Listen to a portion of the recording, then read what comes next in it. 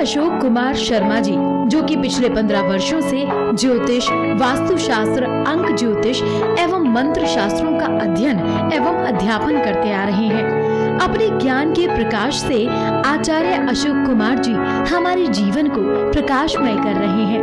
उनके इसी योगदान और सहयोग के लिए उन्हें ज्योतिष अलंकार, ज्योतिषाचार्य, देवज्ञ शिरोमणि तथा पुरोहित जैसी बड़ी उपाधियों से अलंकृत किया जा चुका है। आचार्य अशोक कुमार शर्मा जी का मानना है कि सभी शास्त्रों का निर्माण सिर्फ मानव कल्याण के लिए हुआ है। पिछले 1 दशक से भी ज्यादा समय से आचार्य अशोक कुमार शर्मा जी ने न केवल असंख्य लोगों को परामर्श देकर उनका जीवन धन्य किया, बल्कि लोगों के जीवन में खुशियों की बरसात की। आचार्य अशोक कुमार शर्मा जी अपने ज्ञान, अपने कौशल से ज्योतिष, वास्तु, अंक ज्योतिष आदि विषयों पर अपने छात्रों के जीवन को प्रकाशमय कर रहे हैं। नमस्कार, हमारे इस खास कार्यक्रम ग्रहों की शतरंज में आपका बहुत बहुत स्वागत है। मैं हूं आपके साथ रचना मिश्रा। दोस्तों, हमारे इस कार्यक्रम के जरिए हम ज्योतिष शास्त्र, वास्तु शास्त्र और अंक शास्त्र में फैली भ्रांतियों को दूर करने की कोशिश करते हैं, और न सिर्फ कोशिश करते हैं बल्कि आपकी समस्याओं का सटीक उपाय और सही जानकारी भी आपको उपलब्ध कराते हैं। हमेशा की तरह आज भी हमारे साथ स्टूडियो में मौजूद हैं आचार्य अशोक कुमार शर्मा जी। आइए उनका स्वागत करते हैं। आचार्य जी, आपका बहुत बहुत स्वागत है हमारे इस खास कार्यक्रम ग्रहों के शतरंज में। धन्यवाद। दोस्तों, आज हम आचार्य जी से बात करेंगे दाम्पत्य जीवन की। जी हाँ, दाम्पत्य जीवन एक ऐसा जीवन जो कि बहुत ही सुखमय होता है। अगर बात करें पति पत्नी की लाइफ की, तो ये बेहद ही खूबसूरत रिश्ता होता है, जो कि 2 अनजान लोग जब एक सूत्र में बंध जाते हैं तो काफ़ी खुशनुमा ज़िंदगी को जीते हैं, और उसके बाद परिवार बढ़ता है, और उसके बाद आपसी अंडरस्टैंडिंग, ये सारी चीज़ें जो है काफ़ी महत्वपूर्ण रहती हैं इस रिश्ते में। कहते हैं कि अगर विश्वास ना हो तो कोई भी रिश्ता नहीं टिकता, और उसी विश्वास की नींव पर यह रिश्ता हमेशा टिका रहता है। तो दाम्पत्य जीवन में आजकल की इस लाइफ में बहुत सारी परेशानियां जो हैं वो उभर कर सामने आती हैं। तो आइए आज इसी पर चर्चा करेंगे हम आज आचार्य जी से। आचार्य जी, आज हम दाम्पत्य जीवन की बात करने जा रहे हैं। क्या लगता है आपको कि दाम्पत्य जीवन में पहले जो खुशहाली हुआ करती थी, पहली पीढ़ी की बात करें तो बहुत ही खुशहाली हुआ करती थी, चाहे कितनी भी लड़ाई हो जाए एक हस्बैंड वाइफ में, मगर कभी वो अलग नहीं हुआ करते थे, एक साथ ही रहते थे। बेशक एक दूसरे से बात ना करें, मगर जो रेस्पेक्ट थी वो उनके बीच में बराबर थी। लेकिन आज ऐसा क्या हो गया? क्या ग्रहों का प्रभाव है, या वक्त ऐसा है जिसके चलते जो है दाम्पत्य जीवन में खटास आने लगी है लोगों के? अब आपने कई लोगों को देखा भी होगा कि शादी होती नहीं है, उसके 6 महीने के बाद ही वो अलग अलग रहना शुरू कर देते हैं। आखिर इसके पीछे क्या कारण हो सकते हैं ज्योतिष की नज़र में?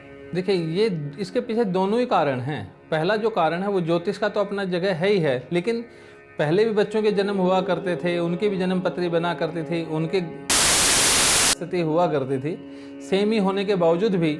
लेकिन आज के संदर्भ में, क्योंकि मैंने पहले भी कहा था कि चाणक्य ने जो एक बात कही वो सबसे सुंदर बात है, समये संगस्ति तथा एते गुण बाहुल्ये बलवानो त्रोत्रम। यहाँ पर मैंने पूरा न बोल करके मात्र 2 ही शब्दों को जोड़ा कि एक तो समय है और एक व्यक्ति की संगति है। ये 2 चीज़ों का प्रभाव व्यक्ति पर सबसे ज़्यादा पड़ा करता है। आजकल का समय ऐसा आ गया है कि उसके बारे में क्या कहें क्या ना कहें, बड़ी दुविधा वाली बात है। लेकिन प्राचीन काल में, या थोड़ा सा आप 70 में चले जाइए, 1970 से पहले जिनकी शादी हुई है आप उनके पास चले जाइए, उनके विवाहित जीवन की जो सक्सेसफुल दर है वो 99% है। लेकिन जब ये 80 तक आई तो कहीं न कहीं ये 80-85 पे चली गई, और आज अगर हम 2015-16 की बात करें तो ये कहीं न कहीं 60-40 का रेशो रह रहा है। तो ये बड़ी दिक्कत का विषय है। उसके पीछे कारण ये था कि पारिवारिक जो पृष्ठभूमि थी बड़ी पहले सुदृढ़ हुआ करती थी। हमेशा चाहे दादी हो, चाहे माता हो, चाहे बुआ हो, चाची, ताई, सभी जो हैं वो एक ही बात कहा करते थे कि बेटा शादी के बाद जो हस्बैंड है वही सब कुछ हुआ करता है, उस पर 2 पैरों पे तो जा रही है, उस घर से 4 पैरों से बाहर निकलना है। 4 पैरों का अर्थ हुआ करता था अर्थी से, यानी वहाँ डेथ होने के बाद ही बाहर निकलना, इससे पहले नहीं। और माता पिता यहाँ तक भी कहा करते थे कि राजी खुशी तो रात को 12 बजे भी हमारे घर आना, लेकिन लड़ झगड़ के दिन में भी नहीं आएगी हमारे घर पर। और पहले की जो परंपराएं थी वो कहीं ना कहीं पति पत्नी के बीच में आपसी कहीं ना कहीं लगाव की परिस्थिति तो चलो दोनों के मिलने के बाद बनेगी, लेकिन उससे पहले ही पति पत्नी में आपस में कि पत्नी का रिश्ता क्या है, पति परमेश्वर की तरफ देखा जाता था। आजकल वो व्यवस्थाएं कहीं ना कहीं हमारी जो है वो गोलमोल हो रही हैं, यही भी एक कारण है। लेकिन यहाँ पर भी मैं एक बात ज़रूर कहना चाहूँगा, मान लीजिए एक लड़का है और एक लड़की है, दोनों की शादी हो गई है, लेकिन अब शादी होने के बाद लड़की जो है वो हस्बैंड के साथ में अच्छी तरह नहीं रह पा रही है। उसके पीछे सबसे बड़ा कारण लड़की का अपना कारण न हो करके उसके पेरेंट्स का बहुत बड़ा रोल है उसमें। सौम्य व्यक्ति अपनी मैरिड लाइफ को इस प्रकार से देखे कि उसके माता पिता ने अपनी मैरिड लाइफ कैसे जी, उन दोनों के बीच में कैसी अंडरस्टैंडिंग थी, वैसे ही लड़की भी देखे कि उसके पेरेंट्स के बीच में कैसी अंडरस्टैंडिंग थी। उसकी माँ जो है उसके जो है अपने हस्बैंड का कहना मान रही है, तो ये लड़की अपने हस्बैंड का क्यों कहना नहीं मानती। ऐसे लड़का भी देखे कि मेरे पिताश्री मेरी माँ के हाँ या ना के बिना कोई काम नहीं करते, वैसे मैं भी अगर अपनी पत्नी के हाँ ना के अनुसार अगर चल लूँगा तो मेरी लाइफ भी तो बहुत अच्छी हो सकती है, लेकिन नहीं समझने को तैयार। ये भी एक बहुत बड़ा जो है चलन आ गया है। हमारी बुद्धि जो है वो इस प्रकार के जो है इस माया जाल में फंस चुकी है। ज्योतिष के संदर्भ में जो है वहाँ देखा जाए तो कुंडली में मैंने पहले भी बोला था कि 16 प्रकार के योग हुआ करते हैं। उनमें से कोई योग अगर विद्यमान है जिसमें अगर डिवोर्स तलाक आदि होने के योग हैं, तलाक शब्द हमारे यहाँ पर हिंदू मैथोलॉजी में तो कहीं था ही नहीं। वियोग शब्द हुआ करता था। वियोग का भी अर्थ ये हुआ करता था कि दो परिस्थितियाँ होती थी, पत्नी या पति में से किसी एक की डेथ हो जाना, या दूसरा कारण यह था कि किसी प्रकार से अक्षम होने के कारण मान लो किसी के संतान नहीं हुई, ऐसे में दूसरी शादी होना, या उसको कुछ हेल्थ की प्रॉब्लम हुई तो अपने माँ के घर जाके रहने लग जाना। ऐसी परिस्थितियों में वियोग हुआ करता था। अन्यथा हस्बैंड वाइफ दोनों साथ साथ रहा करते थे और एक दूसरे की रिस्पेक्ट भी करते थे, एक दूसरे की देखभाल भी किया करते थे। आज के संदर्भ में ये सारे पैरामीटर जो हैं वो कहीं ना कहीं बड़े निरर्थक से हो गए हैं। तो ऐसे में व्यक्ति को खुद को अपनी स्वबुद्धि से विवेक से काम लेना चाहिए कि मुझे अपनी मैरिड लाइफ के लिए लड़के को भी उतनी ही प्रयास करना चाहिए जितना कि लड़की को करना चाहिए। किसी एक के करने से काम नहीं चलेगा, दोनों साथ रहें। और एक व्यक्ति भी प्यार करे तो एका के प्यार से भी अपना मैरिड लाइफ को जिया जा सकता है। दूसरा चाहे इतनी रिस्पेक्ट ना दे, लेकिन दोनों साथ रहने के लिए तो तैयार हों। उसमें परिवार का और समाज का और माता पिता का सबसे बड़ा रोल है, क्योंकि बच्चे गलती करें तो माता पिता समझा सकते हैं, लेकिन माता पिता गलती करें तो उन्हें कौन समझाएगा, ये सबसे बड़ा प्रश्न है। तो माता पिता को चाहिए कि वो अपने बेटा बेटियों की जो है जो भी गलतियां होती हैं हस्बैंड वाइफ को लेकर के, उनके अंदर कहीं ना कहीं खुद अंडरस्टैंड करें कि नहीं बेटा ऐसा होता है, हमारे भी झगड़े होते थे लेकिन आज देख हम आराम से रह रहे हैं, कल ने बाल बच्चे हो जाएंगे, सारी व्यवस्था फिर बन जाएगी। एक दूसरे को रिस्पेक्ट दीजिए और जो छोटी मोटी बातें हैं उनको हस्बैंड वाइफ खुद ही सुलझाइए, छोटी छोटी बातों को लेके परिवार के साथ में। क्योंकि आप कोई टीवी खरीदते हैं, अपने कपड़े खरीदते हैं, जेवर खरीदते हैं, तब तो किसी से भी कोई सलाह मशवरा नहीं लेते, लेकिन आपकी मैरिड लाइफ में कोई छोटे से छोटा सवाल होगा उसको आप अपनी फैमिली से ज़रूर डिस्कस करते हैं कि ये बात हो गई, मुझे क्या करना चाहिए। और बताने वाले भी जो लोग हैं माता पिता, उनको इतनी सद्बुद्धि नहीं है कि वो उनको एक सही मार्गदर्शन दे कि बेटा झगड़े सभी में हुआ करते हैं, उन झगड़ों का अर्थ ये नहीं हुआ करता कि आप अलग हो जाएं, तो आ जाए छोड़ करके, कोई दिक्कत नहीं है, हम देख लेंगे। ये सब जो बातें हैं इन्होंने बड़ी ही दिक्कत पैदा कर दी है। तो व्यक्ति को स्वयं को सोचना पड़ेगा। मैं एक छोटी सी बात इसके साथ जोड़ता हूँ, मैं एक उदाहरण के साथ समझाने की कोशिश करता हूँ कि एक माता पिता हैं, उनके 2 संतान हैं, एक और फैमिली है वो भी माता पिता हैं, उनके भी 2-3 संतान हैं। ये जो फैमिली है ये हमेशा एक बात सोचती है कि अगर उनका लड़के की अगर शादी करेंगे तो बहू कैसी आनी चाहिए, पड़ोस में जैसी बहू आई है वैसी बहू आनी चाहिए। हमारी कभी भी देखिए माता पिता में भी ये बड़ा अवगुण हुआ करता है, पड़ोस के बच्चे बहुत अच्छा पढ़ते हैं, हमारे बच्चे नहीं पढ़ते। वो पड़ोसी स्वयं हमारे लिए कह रहा होता है कि हाँ हमारे पड़ोसी के बच्चे बहुत अच्छे पढ़ते हैं, हमारा बच्चा नहीं पढ़ता। ये जो मानसिकता है इससे कहीं ना कहीं हमें उबरने की ज़रूरत है। तो माता पिता को ये चाहिए कि अगर वो अब अपनी बेटी के लिए अगर कोई अच्छा रिश्ता देखते हैं और उसके लिए जैसी परिकल्पना करते हैं कि वो जिस घर में ब्याह के जाएगी वहाँ पर वो राज रानी की तरह रहेगी, उसको सारी सुख सुविधाएं मिलेंगी, उसके सास ससुर जो होंगे वो भी इस तरीके से उसके साथ व्यवहार करेंगे जिस प्रकार से कोई माँ बाप जो हैं अपनी बेटी के साथ करते हैं। लेकिन जब उनके घर में कोई बेटी ब्याह के आती है तो वो उसके साथ माँ बाप नहीं बनने को तैयार, वो सास ससुर ही रहना चाहते हैं। ऐसी परिस्थितियों में क्या होगा कि जो जैसा काटेगा जो जैसा बोएगा, तो वैसी ही परिस्थितियां समाज में जो हैं वो हमें देखने को मिलती हैं। ज्योतिष के संदर्भ में जो हैं वो ग्रह योगों के माध्यम से हम जानते हैं, लेकिन संगति और समय का प्रभाव सबसे ज़्यादा हुआ करता है। आजकल का जो व्यक्ति है वो हर चीज़ में चट मंगनी पट ब्याह वाली जैसी परिस्थितियों में फंसा हुआ है कि कोई भी बात हुई नहीं, 1 सेकंड में अलग होने की बात, डिवोर्स देने की बात, 1 मिनट में मुकदमा दायर करने की बात जो है 1 सेकंड नहीं लगाता। और माता पिता को ये चाहिए कि ऐसे में कहीं ना कहीं थोड़ा सा सहनशीलता के साथ काम लें, 2-4 दिन के लिए थोड़ा सा शांत भाव से बात करें और फिर बात करेंगे, क्योंकि झगड़ा हुआ है तो उस झगड़े का जो अंत है वो हमेशा शांति के साथ ही किया जाना चाहिए। झगड़े का अंत कभी भी झगड़े से नहीं हुआ करता। तो इन परिस्थितियों से अगर समाज जो है वो थोड़ा सा सबक लेगा तो हम कह सकते हैं कि पहले की भांति आज भी जो हैं वो विवाहित जीवन में जितनी कटुता आ रही है, जितनी वैमनस्यता आ रही है, जितने टकराव की परिस्थितियां बन रही हैं, ये दूर हो सकती हैं। और जब तक हम अपने माता पिता का रिस्पेक्ट नहीं करेंगे, अपने सास ससुर की रिस्पेक्ट नहीं करेंगे, तो अब तक ये रिश्ते जो हैं ये इसी प्रकार से कहीं ना कहीं आड़े तिरछे जो मार्ग हैं इन्हीं के ऊपर चला करेंगे। क्योंकि हर व्यक्ति चाहता है कि मैं चाहता हूँ कि मेरे माता पिता की रिस्पेक्ट हो, ऐसे ही मेरी पत्नी भी चाहती है कि मैं भी उसके माता पिता की रिस्पेक्ट करूं। मैं तो मेरे सास ससुर की रिस्पेक्ट नहीं करता और मेरी पत्नी नहीं करती तो मुझे गुस्सा आता है। ये कैसी बात है? दोनों को समझने की ज़रूरत है। हमेशा दाम्पत्य जीवन जो है वो 2 पैरों पे चलने वाली जो है गाड़ी है। अगर एक में भी कहीं कोई दिक्कत होगी तो कहीं ना कहीं इसको गिरने की या इसको टूट के बिखरने की संभावनाएं ज़्यादा बन जाती हैं। तो दोनों को एक दूसरे को रिस्पेक्ट देनी चाहिए, दोनों को एक दूसरे की मजबूरियों को समझना भी चाहिए। माता पिता को भी चाहिए कि अगर थोड़ा बहुत अगर वो सेक्रीफाइस कर देंगे तो उनके बच्चों की अगर मैरिड लाइफ अच्छी चल सकती है तो उनको सेक्रीफाइस कर देना चाहिए। ऐसे ही बच्चों को भी समझना होगा कि मेरे सेक्रीफाइस करने से अगर मेरी मैरिड लाइफ अगर बच सकती है तो मुझे भी करना चाहिए। सभी का उत्तरदायित्व बनता है, क्योंकि एक विवाहित जीवन में 2 परिवार सबसे ज़्यादा पिसते हैं, लड़के वाली फैमिली भी और लड़की वाली भी। तो दोनों के जो माता पिता हैं उनका आपस में कहीं ना कहीं एक रिलेशन बढ़िया रहना चाहिए। एक दूसरे से साल में 1-2 बार आना जाना चाहिए, मिलना चाहिए, रिस्पेक्ट देनी चाहिए। लेकिन शादी होने के बाद लड़के के पेरेंट्स को लड़की वाले बुलाते ही नहीं आजकल, तो ऐसा देखने में आता है। या लड़के वाले भी जो हैं वो बहू से ही वास्ता है, उसके माता पिता से, उसकी फैमिली से कोई वास्ता नहीं। अक्सर ही देखा जाता है कि जो लड़के वाले होते हैं उनमें अपना एक गुरूर होता है कि हम लड़के वाले हैं जी, हम क्यों जाएं, लड़की वालों को 10 बार आना चाहिए। तो कहीं ना कहीं ये भी कारण जो है वो होता है कि मिठास जो है वो रिश्तों में नहीं पनप सकती। ये दोनों तरफ से ही हो रहा है बच्चे आजकल, ये चाहे लड़के वाले हों या लड़की वाले हों, आजकल सभी में ये बड़ी दिक्कतों का विषय है। और इसमें खुद आप ये देखो कि जैसे हमारे माता पिता ने अपनी मैरिड लाइफ को जिया, उन्होंने हजारों सेक्रीफाइस किया अपनी लाइफ में, वैसे ही अगर आप कर रहे हो तो यकीन मानो,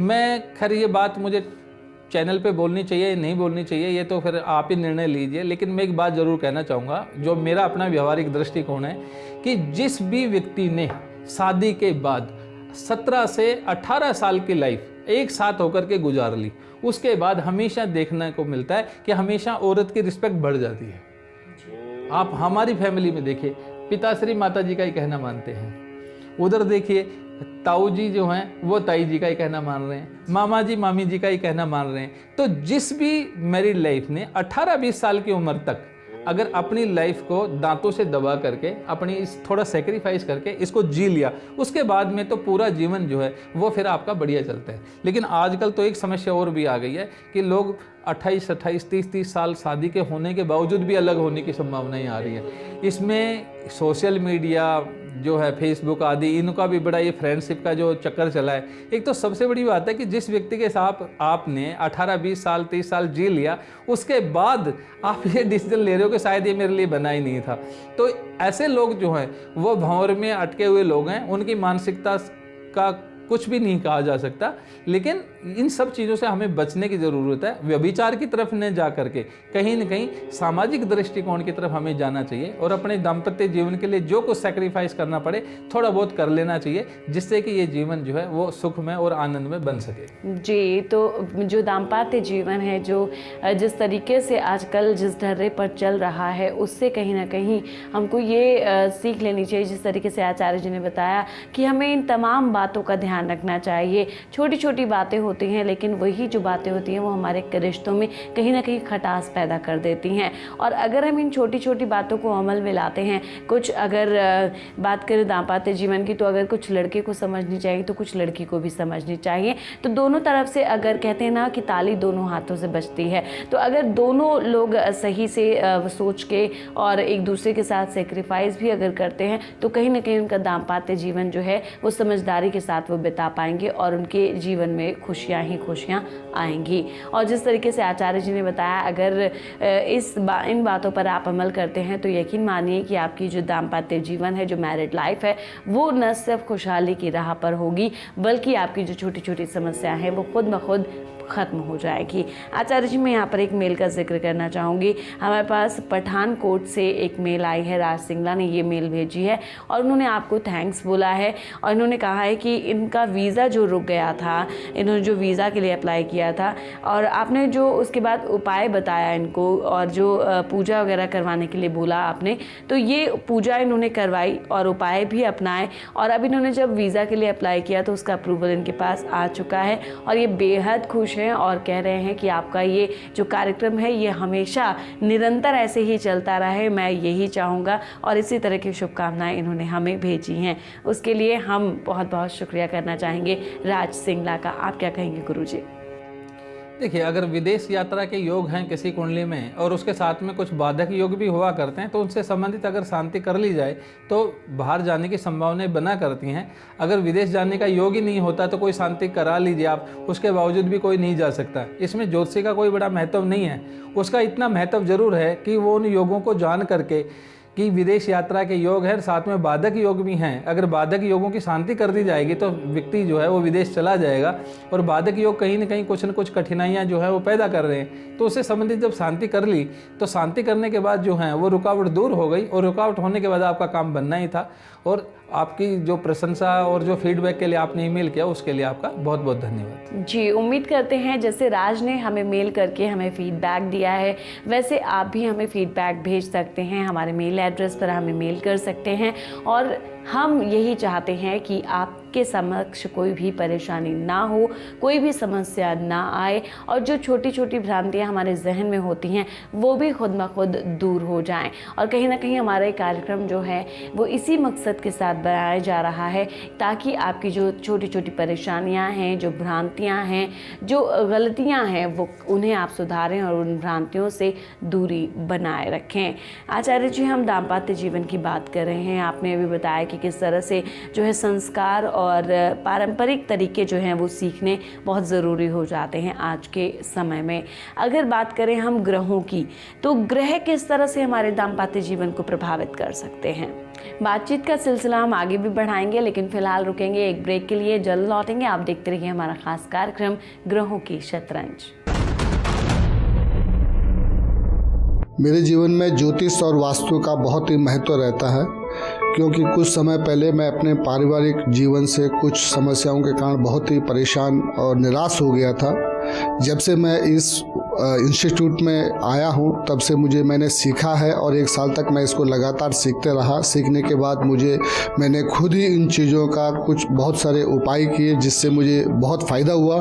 मैं यहाँ पर 1 साल मुझे लगभग पढ़ते पढ़ते हो गया है। मैंने अब ये फैसला किया है कि मैं इसको अपना एक प्रोफेशनल रिटायरमेंट के बाद इसको एक प्रोफेशनली अपनाऊंगा और गुरुजी के मार्गदर्शन में मैं लोगों का भला करूंगा। मैं गुरुजी से 4 साल से कनेक्टेड हूँ और इनका जो पढ़ाने का ढंग है वो सिंपल वे में एक आराम से समझ आ जाता है। इनके पास में आके मैंने इतना सिंपल वे से सीखा, जो कि एक रट्टाफिकेशन थी वो मेरी ख़त्म हो गई। जो हमारे गुरुवर हैं श्री अशोक कुमार जी, उनके बारे में तो तारीफ़ करना तो ये समझिए कि सूरज को दीपक दिखाने वाली बात है।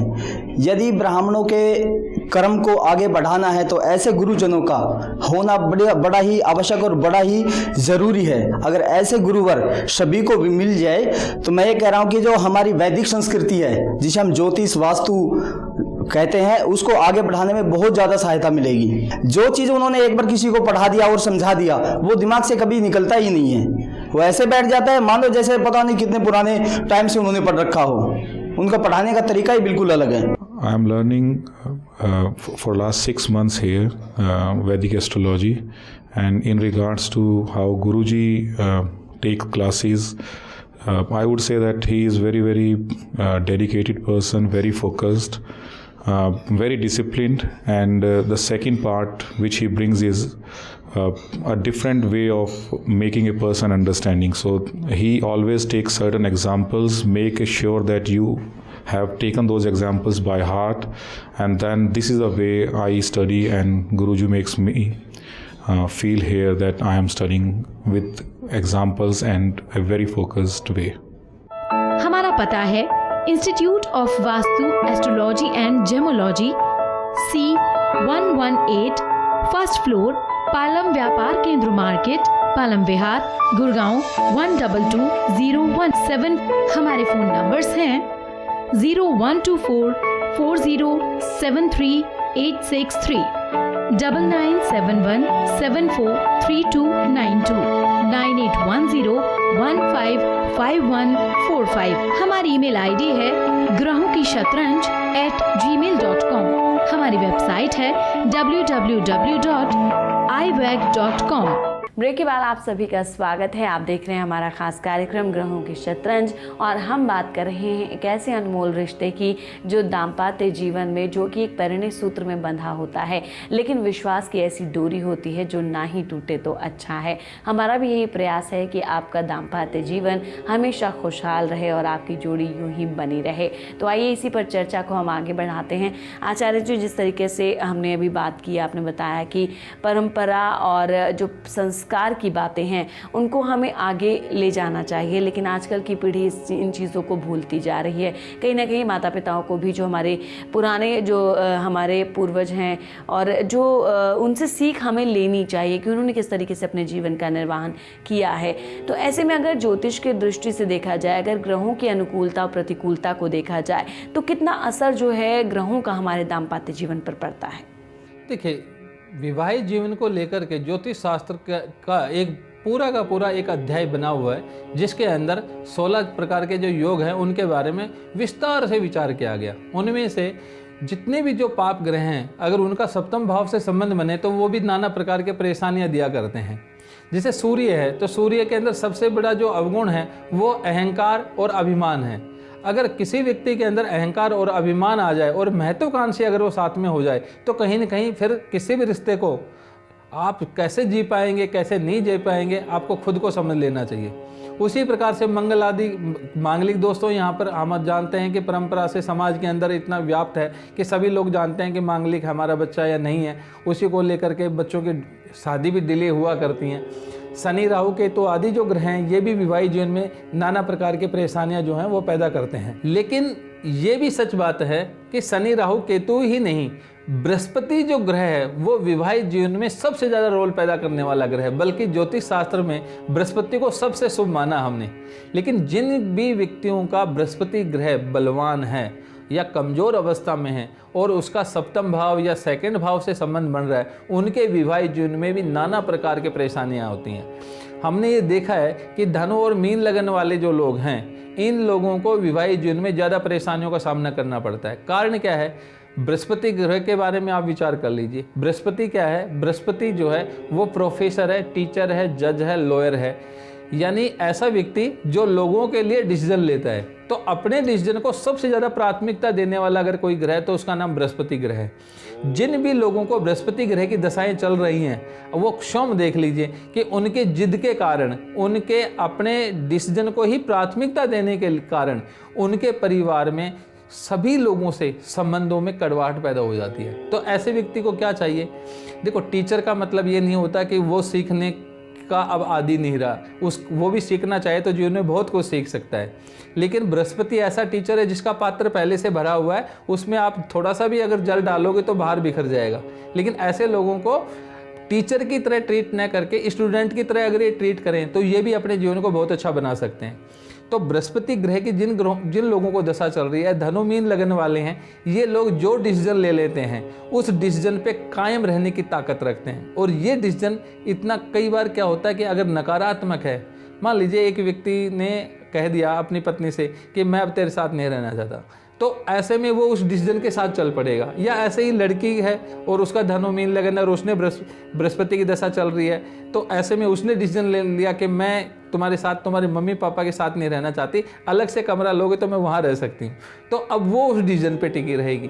तो ऐसे में फिर बड़ी दिक्कतें होती हैं। ऐसे में उनको खुद को समझना चाहिए कि ज़रूरी नहीं कि आपका जो डिसीजन है वो सही हो, क्योंकि उन परिस्थितियों में ज़्यादा दिक्कतें हुआ करती हैं जहाँ पर एक ही संतान हुआ करती है। आजकल ये भी चलन जो है बड़ा नकारात्मक सा लगता है मुझे कि एक ही व्यक्ति के अगर एक ही संतान है और वो भी नर संतान है, अगर वो लड़का अगर अपने माता पिता को छोड़े तो सामाजिक दृष्टिकोण से अच्छा नहीं हुआ, समाज उसको लांछन लगाएगा।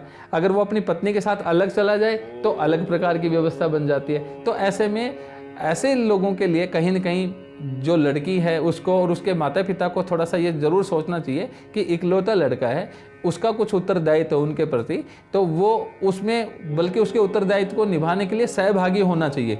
उसके साथ में इस तरीके से पेश नहीं आना चाहिए। लेकिन लड़के को भी चाहिए कि ये नहीं कि माता पिता कुछ भी कहते रहें और उसकी पत्नी का बार बार अपमान करते रहें। ऐसे में ये नहीं कि वो अपनी वाइफ का भी अपमान सहे, क्योंकि अगर इकलौता बच्चा है कोई तो उसको अपने हाथ में तराजू लेकर के चलना होगा कि बैलेंस बना के रखे। माता पिता ने कुछ कहा तो माता पिता को कहने का भी उसको अधिकार है, और उसकी वाइफ ने कुछ कहा तो उसको कहने का भी अधिकार है। अधिकार दोनों के साथ हैं, और अधिकार का जब भी वो पालन करे तो उसको नकारात्मक भी नहीं लेना चाहिए। अगर ऐसी परिस्थितियों के साथ अगर व्यक्ति चलता है तो ज़्यादा अच्छा रहेगा। तो ज्योतिषीय दृष्टिकोण से तो बहुत सारे योग हैं हमारे यहाँ पर कि विवाह किन परिस्थितियों में होगा। विवाह में जो है भी 1 शादी का योग है, 2 का है, 3 शादी का योग है, व्यभिचारी योग है, या शादी होने के बाद में भी किसी और स्त्री से उसके संबंध रहेंगे या नहीं रहेंगे।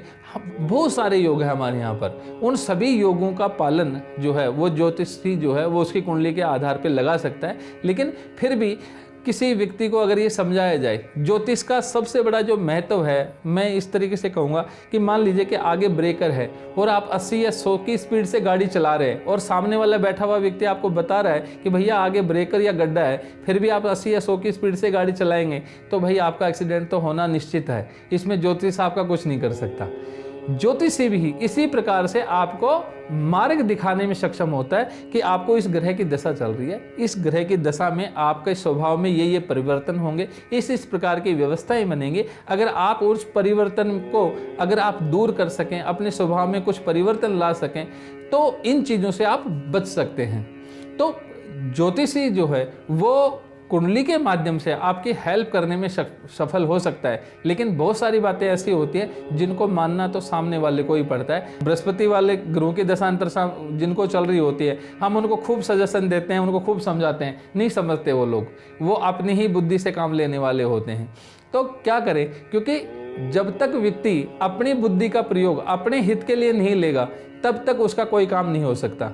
कुछ पहलू ऐसे भी हैं जिनको सामाजिक दृष्टिकोण से और दार्शनिक दृष्टिकोण से देखा जाना चाहिए, तब ही आप उन चीज़ों को, उन पहलुओं को अपने हक में करने में सफल हो सकते हो।